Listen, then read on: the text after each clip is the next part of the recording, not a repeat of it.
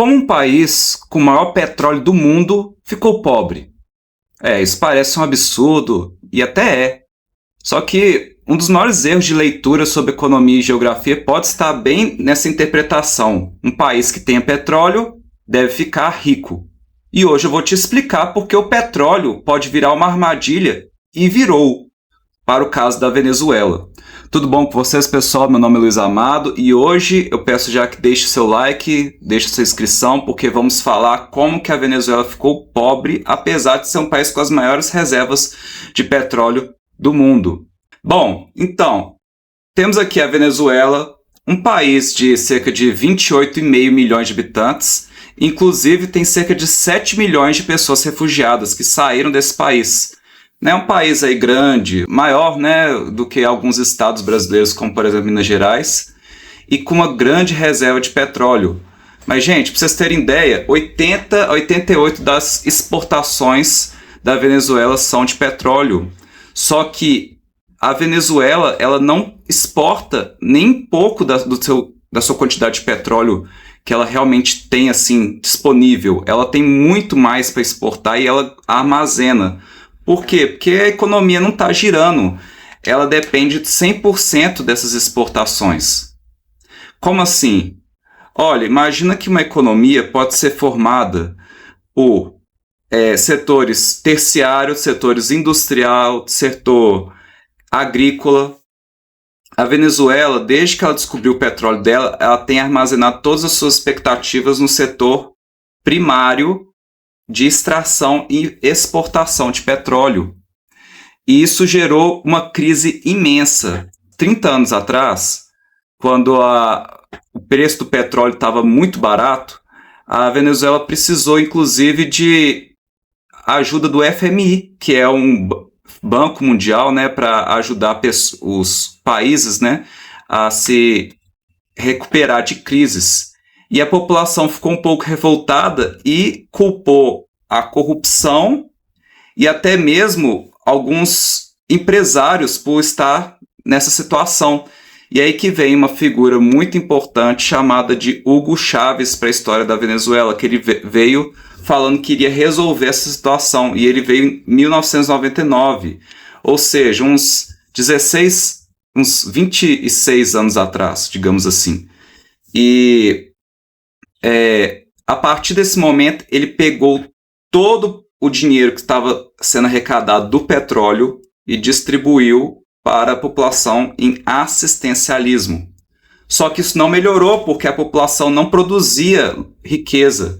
Então, o governo teve o problema de se colocar dependente economicamente de um só produto que dominou tudo. Então, esse problema todo fez com que, se o preço do petróleo caísse, a Venezuela se lascava. Se o preço do petróleo subisse, a Venezuela melhorava e assim sucessivamente. E até que o preço do petróleo melhorou bastante. Até que a Venezuela, nesse período aqui, entre 1985 até 2010, ela até conseguiu manter um crescimento muito grande aí das suas, que a gente chama de Gross Domestic Product, que é o produto interno bruto, e eu peço perdão pela minha fala em inglês aí, que não é a das mais perfeita do mundo. Mas, olha só, o PIB da Venezuela, ele aumentou demais até 2013, e a partir de 2013, quando Hugo Chávez saiu do poder e entrou Maduro, veio então uma queda do produto interno bruto da Venezuela. A Venezuela não soube lidar com as suas reservas de petróleo e com seus investimentos. Fez mais assistencialismo, mais distribuição para a população e cobrando muito e dificultando muito a vida do empresário, que poderia gerar diversificação na economia. Então, o governo vivia do petróleo e tinha uma pouca diversidade econômica com uma indústria fraca. Ou seja, se o petróleo não tivesse melhor, o preço de todos os produtos ia mal. Se o petróleo tivesse bom, o salário, o preço dos produtos, todos melhoravam.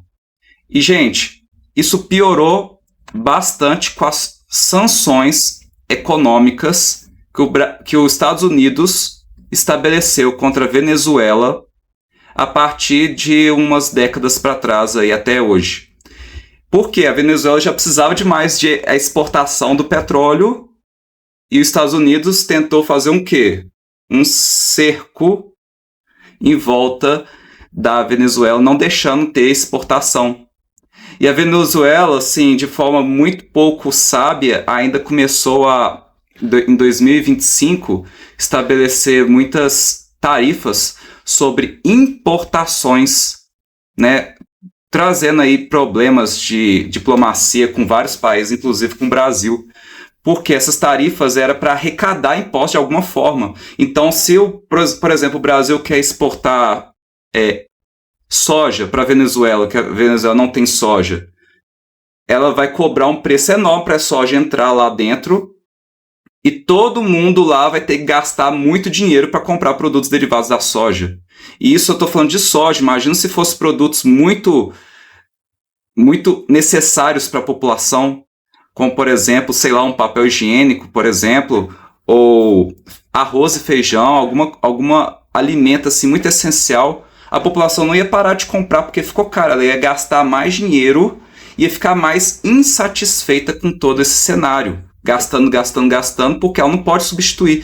E o governo, o que ele quer? Ele quer extrair o máximo que ele pode dos impostos, dinheiro, para conseguir se sustentar toda essa malha rentista, todo esse Estado emparelhado, rentista, que ajuda a população com o dinheiro que tem, mas não projeta melhoria para o futuro, não projeta desenvolvimento para o futuro. Fica uma coisa assim, estagnada mesmo.